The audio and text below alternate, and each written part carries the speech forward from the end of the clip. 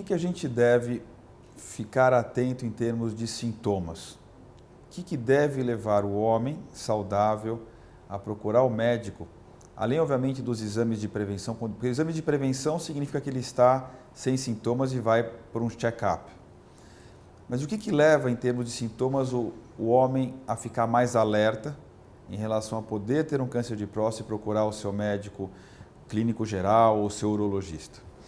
Veja, todos nós, homens, a partir dos 50 anos, temos um crescimento prostático. Ninguém sabe direito por que a próstata cresce aos 50 anos. Se tem um fator etário, 50, ou se existe algum desbalanço hormonal, mas a próstata cresce. 80% da população masculina vai ter um aumento prostático. Esse aumento prostático, em linhas gerais, você pode dizer que 1/3 vai crescer e depois estacionar.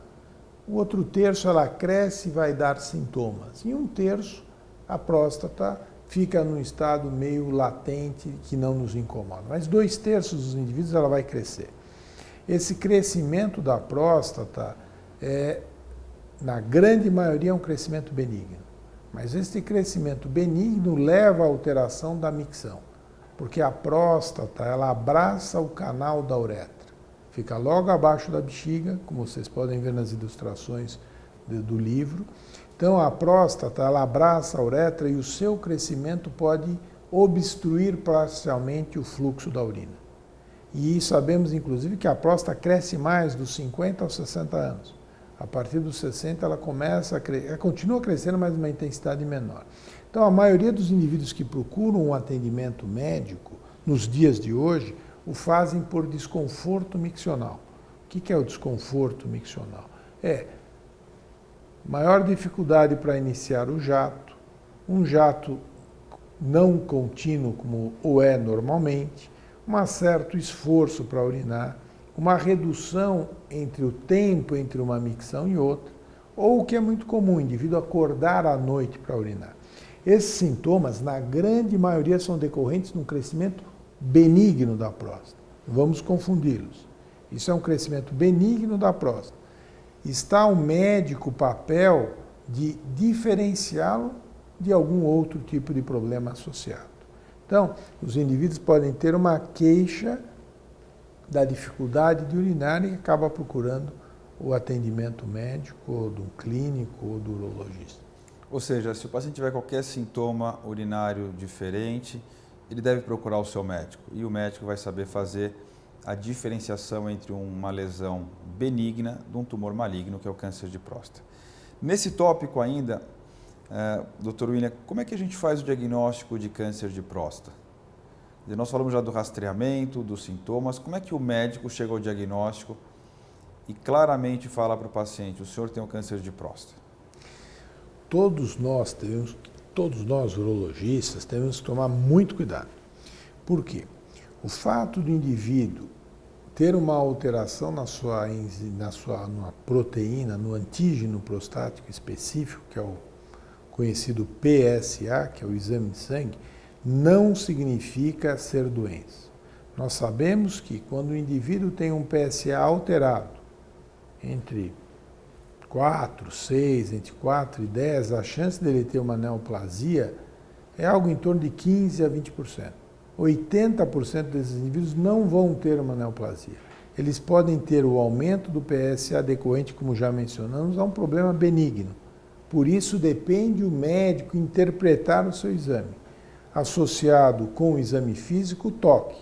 Se esse indivíduo tem um PSA alterado, o toque demonstra a presença de um nódulo, é como você palpar a ponta do nariz. A textura da próstata é fibroadenomatosa, é como a ponta do nariz. Se nós palparmos nesse tecido um grão de milho, nós devemos nos preocupar. É um tecido mais endurecido e que altera essa textura. Então, o indivíduo tem uma alteração no PSA, ou o indivíduo tem uma alteração no PSA associado com uma alteração no toque, e aí o denominador comum desses indivíduos onde se suspeita do caso de uma neoplasia, com ou sem alteração no toque, necessitam de uma investigação mais profunda. E essa investigação é feita através de um procedimento que é a biópsia transretal da próstata, que o procedimento é realizado sob sedação. No passado fazíamos a biópsia de próstata sem sedação, que hoje em dia é algo abominável, não tem sentido, é um processo que deixa uma memória não totalmente desagradável, porque o indivíduo deve realizar a biópsia guiada por ultrassom. Como é feita? É o indivíduo anestesiado, é introduzido o probe de ultrassom, ou seja, o ultrassom vai nos permitir identificar as zonas da próstata, vai nos permitir colher amostras específicas, mapeando a próstata como um todo, de tal forma que a biópsia seja representativa do tecido prostático. Isso é feito com o controle ultrassonográfico. Sob anestesia, são colhidos fragmentos da próstata. No passado fazíamos 6 biópsias, hoje fazemos no mínimo 12, mas em geral são feitas 18 fragmentos ou até mais, dependendo de cada um dos casos, de tal forma a ter uma ideia da próstata como um todo. E aí nós vamos confirmar uma suspeita clínica. Você só pode pensar ou sugerir que um doente tem uma neoplasia prostática quando você tem a confirmação histológica. Ou seja, esse tecido, esse fragmento é enviado ao patologista, o patologista vai analisar essa amostra tecidual que foi retirada e vai, baseado nas alterações celulares, definir ou não a presença de uma neoplasia prostática.